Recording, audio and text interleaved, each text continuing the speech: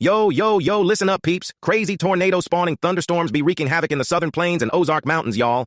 At least 21 people have lost their lives in 4 states, buildings destroyed like it's nobody's business.